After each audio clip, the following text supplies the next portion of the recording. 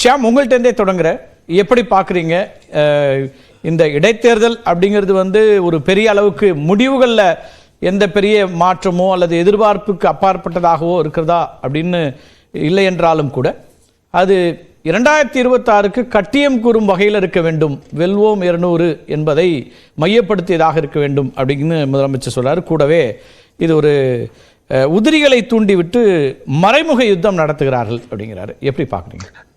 Proxy வார், இதைத்தான் முதலமைச்சர் அவ்வாறு கூறுகிறார். குறிப்பாக ஈரோடு கிழக்கு இடைத்தேர்தலை மனதிலே வைத்துக்கொண்டு திமுகவை எதிர்த்து அதிமுக பாரதிய ஜனதா யாருமே போட்டியிடவில்லை.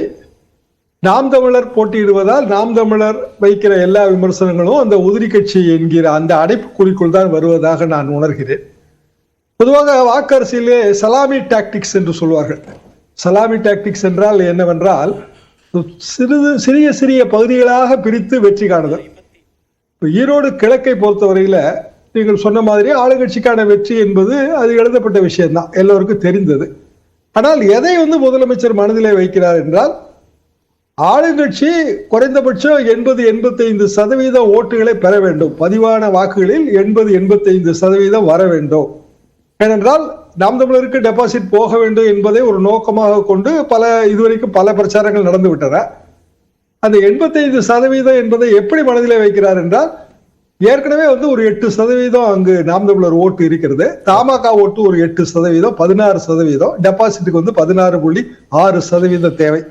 எனவே அது டெபாசிட் லெவலுக்கு கீழே இறக்கணும் என்பது அதுல ஒரு நோக்கம். சிம்பிள் ரீசன் என்னன்னா அந்த சலாமி டாக்டிக்ஸ் தான்.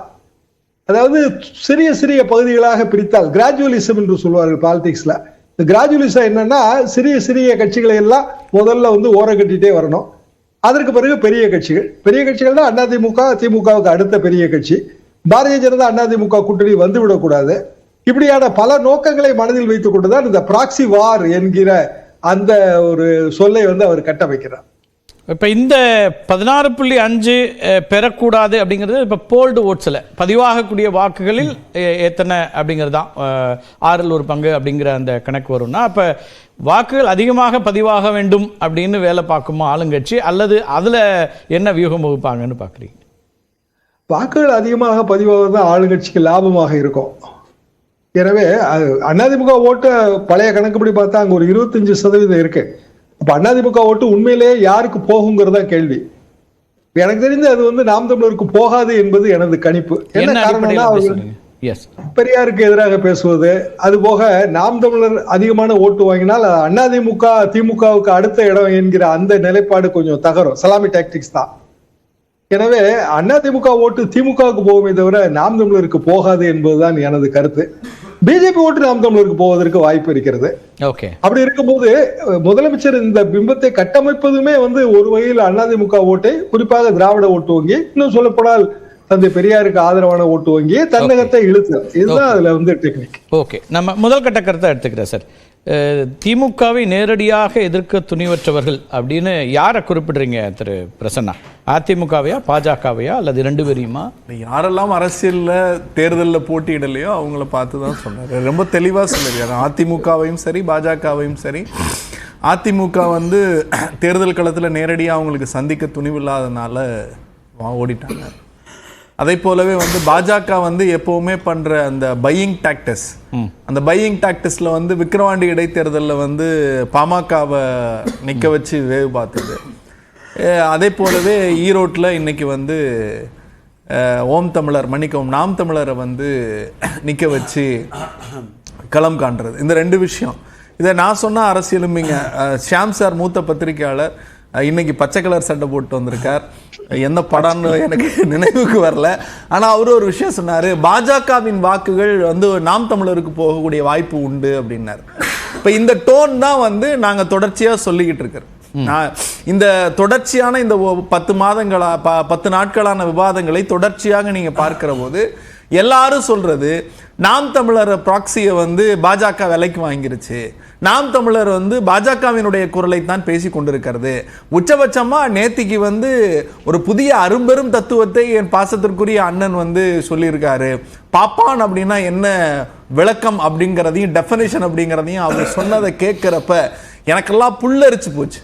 இவ்வளவு மட்டரகமான அரசியல்வாதியை நான் பார்த்ததே கிடையாது. நான் இத கல அரசியலா கொள்கைகளுக்குள்ள வாங்க அதுதான் இதுவும் விமர்சனம். உங்களை பற்றி அவர் ஆகச்சிறந்தா பேசிட்டு இருக்காரு. அது ஆகச்சிறந்த பேசுறது இல்ல. நான் நாற்காலியில கம்பி சொருவது எங்க அப்பாவுக்கும் எங்க அம்மாவுக்கும். உங்களுக்கு நீங்க நீண்ட நாளா பயணிக்கிறீங்க, உங்களுடைய கட்சியில உங்களுக்கு விட வந்தவர்கள் கூடுதலா இருக்குன்னு ஒரு கருத்தை அவர் சொல்றாரு. அது அரசியல் கருத்தா இருக்கலாம், அது வியூகம் இருக்கலாம், அது நீங்க தான் டீகோட் பண்ணணும். ரொம்ப ரொம்ப அற்புதமான ஒரு விஷயத்த நீங்க எடுத்து சொன்னீங்க. எல்லா நண்பர்களும் கேட்டாங்க, என்னங்க உங்க மேல அவ்வளவு அக்கறை வச்சிருக்காருன்னு.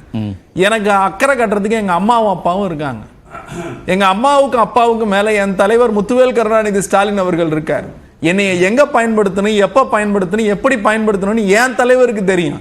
இது அரசியல் கட்சி. 75 ஆண்டு காலம் வேரோடும் வேரடி ஆழத்தோடும் கொள்கை சீற்றத்தோடும் பயணிக்கிற இயக்கம். இதுல நிறைய பேர் வருவாங்க, நிறைய பேர் போவாங்க. இங்க யார் இருக்கிறாங்கிறத இயக்கத்தின் தலைவர் முடிவு செய்வார். எப்ப பயன்படுத்தணுங்கிறது அவருக்கு தெரியும். தவிர என்ன கேட்க, ஒரு அரசியல் களத்துல துணிவற்றவர்கள் ஒரு வார்த்தை சொல்லாடல் வருது.